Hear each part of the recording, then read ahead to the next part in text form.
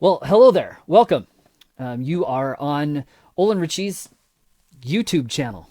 I never thought I would say that ever. The kids have been talking to me about having a YouTube channel of their own for a while, and I never thought that I'd let them do it, let alone do one myself. So it's just a little bit weird to be saying, welcome to my podcast. But here we are. It's a video podcast. It's an audio podcast, depending on how you take it in. But I want to say thank you for checking it out. I'm coming to you from my home studio. And that's another one of those things that I never ever thought I would say. But now that we have this new normal in our culture, this is where I'm working from. I write my messages from here. I record obviously this podcast from here. I'm recording music that we're doing on Sunday mornings from here. So I'm going to spend a lot of time here until normal comes back, whatever that looks like. I really have no idea what it looks like. And here's the thing. I just never thought that I would have anything that anybody would want to hear. What do I say? Well, lately, with all the changes that have come in our culture and in our society because of the coronavirus and all the changes that it has really wrought on us, I've got probably a little bit more to say than I thought. And because I'm a pastor for a living, that's what I do. That's my job. That's what I spend the bulk of my time doing. Probably most of the thoughts that I will have are going to be thoughts about what's happening at the church, what's happening in the culture of our church. For instance, today it's April 20th. It's about 3:30 in the afternoon when I'm recording this. And one of the things that I've been talking about to people all day long is how do we stay in contact with people who can't come to church? And that's all of us right now. But a great many of us are able to meet on Sunday mornings through our online worship services. And then there are a few of us, couple dozen of us, who have been getting together on a regular basis using the Zoom platform to get together. So with that, the question then becomes, how do we get in touch with those people who don't have those methods of connection? Do we do a DVD? Do we do a newsletter? How do we stay in touch with those who just can't be a part of the technology? So that's one of the questions that we're going to answer over time. And as we kind of take a look at what the new normal looks like, I'm calling it the new abnormal. This just isn't normal. Now, my family, we homeschool, so we're pretty used to this idea of being home all the time and doing our education from here. We don't go down all that much as a family anymore. And my kids are pretty proud of the fact that they're going on day 45 of not having been down the hill at all. They haven't even been off the street to go down into what we call town. I get to go down and grocery shop and those kinds of things. But what does it look like for us to get used to what this new abnormal looks like, no matter how long it lasts? And by some indications, it's going to last probably longer than we want it to. For a lot of us, it's lasted way longer than we want it to already, and we just want to get back to normal. Normal is not anything that we are going to understand for a long time, whether it's using masks to go outside or limiting our meetings to right now. No meetings are permissible. But the thing of that is, right now is drive-in church is an idea that some churches are going to warm up to here in the coming weeks, and some did it for Easter. We talked about doing it, but we just thought it's not something that we can handle at this point. How do you get the sound into the cars? You got to get an FM transmitter. So we got to get an FM transmitter and do that. How do we ensure that people won't get out of their cars? Well, we obviously can't do that. So we're just going to have to take some time and figure out, what that looks like, what the next step truly does look like. But for right now, this is it. So I'm going to try to several times a week, whenever I can, get on here and just kind of give you my thoughts. Where are we headed? Now, I know the hard part for me is who cares? I mean, who really cares what I think? I don't even care what I think a lot of the times.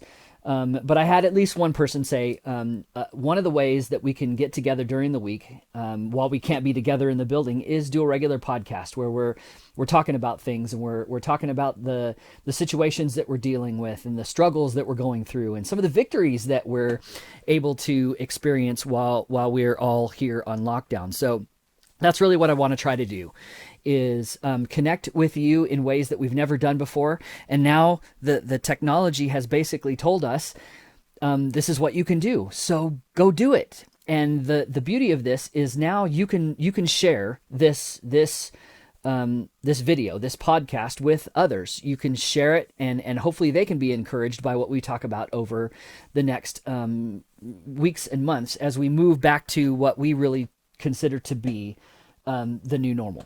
So here's my thought for today, and I've been talking to several people about this. I took vacation time last week, just a week off, to kind of gather my thoughts and put together my space here in my office, my studio, the place where I sleep. It's just like you. I'm probably doing more in this room than I'm doing in any other room of the house right now. And that's good and that's bad. Working from the home office that ends up being the same place that you sleep makes it difficult to determine when you're working and when you're not working, when you're enjoying some time off and when you're still engaged in activities that might be considered work. So that's another one of those things that in this new abnormal that I've begun to kind of look at is yes, we work all of the time. And because of our devices and because of the things that we can achieve through our devices and through email and all the different methods of technology that we have, we can be in contact with each other all the time. But the question becomes, how do you gear down? How do you stop? How do you do the regular things that you know you need to do? Like the things that I'm encouraging all of us to do all the time is to pray more, to read the Bible more, to spend more time with God and worship Him. How do we do that with the new situations that we're facing? So that's some of the questions that I want to hear the answers from you about, and we'll just see where this thing goes. So the genesis of this is, I needed to do a wedding last weekend, and I tried to do multiple camera shoot. And to be honest, it didn't work. And I was so disappointed in that. The internet at the place we were wasn't that great, and the stuff just didn't work. And I was so disappointed in that. I was grateful that one of the gals who showed up for the wedding had her phone, and she could send the video to Instagram so that everybody could be a part of that. And I'm glad that they weren't depending on what we were offering to see it, because it just didn't work. But now we can take that technology and that know-how and the equipment that we have and really use it as a way to communicate more often in different ways. And what does that look like? I've got no idea right now. For the reality is that mostly the people who will watch this are people who attend the church that I lead. There may be others that share it with other people that they know, and I'll be happy to speak to a wider audience as that develops. Or it may be just the one person who said, hey, you need to do a weekly podcast. It may be just that one person. And here's the thing, you know who you are. And so I am excited to take advantage of the technology and hopefully cut out the time during the week to just, for a few moments, connect with you and connect with an audience about the things that we're dealing with, the things that are troubling us, the things that we're questioning. For instance, today the big thing was the price of oil went into negative territory, what does that mean for us? What does that mean for the wider economy? How's it going to affect us? And why is that important for a group of church people? Because the reality is you all have to pay your bills. And we all have to pay our bills. And we would love nothing more than the price of gas to be under $2 a gallon when we're out doing our thing. Reality is most of the time that's not going to be the case. And really we're going to pay anywhere between $2.50 and $4 a gallon at any given time. So now that we're all stuck in our homes and the price of gas is really cheap, it doesn't make much sense for us. But you may be noticing that you're spending less in certain areas. Maybe we've noticed that, of course, fast food, our budget for fast food is totally different now because we're just not eating fast food. Same thing with gas, where we would gas both cars up twice a week, and we're looking at about $200 worth of gas a week. We're looking at maybe once every other week per car. And what can we do with that? How can we be better stewards of that resource that God gave to us? Are we able to help people more? Are we able to do something that we've never been able to do before, which is to save, to put money aside for rainy days that are sure to come in the future? And that's one of the things that hopefully we'll be getting to understand over these next weeks is some of us were unprepared for these times. We didn't have money stacked away. Many of us are living paycheck to paycheck, and we live in the peril of really being broke. And what does that look like? God set up his economy way different. He didn't want to see us suffering like that. He asked us to tithe for a reason. He asked us to save for a reason, and he showed us how to do that for a reason. And maybe that's one of the things we'll talk about in the coming weeks and months. But for today, that's it. I just wanted to connect with the one person, and you know who you are again, and just maybe with all that time you have to sit around, and I know that you're watching a whole bunch more Netflix. That's clear. You're watching a whole bunch more videos online. So why not build something that we can communicate with one another?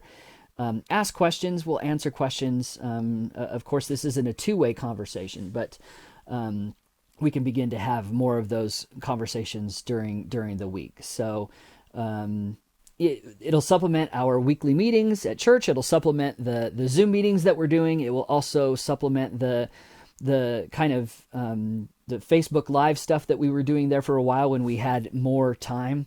It's amazing. I have less time now than I've had probably in a long time, just because of how things are shaping up. So maybe it's just a way for me to get things off my chest. I have no idea, but we'll discover it together. I'm glad you're along for the ride. If you're encouraged by this, I want you to share it. If you think somebody would benefit by the things that we're talking about and just this time that we spend together, by all means, share it in the different platforms, and I'll be looking forward to sharing the time together and getting to know each other while we're locked up and still under quarantine for however long this lasts. So I just do want to say thank you for taking the time to watch the video, and you can email me. My email address is olinrichey, at yahoo.com, and you can send me an email there. Any questions that you have, any questions you want me to answer using this platform.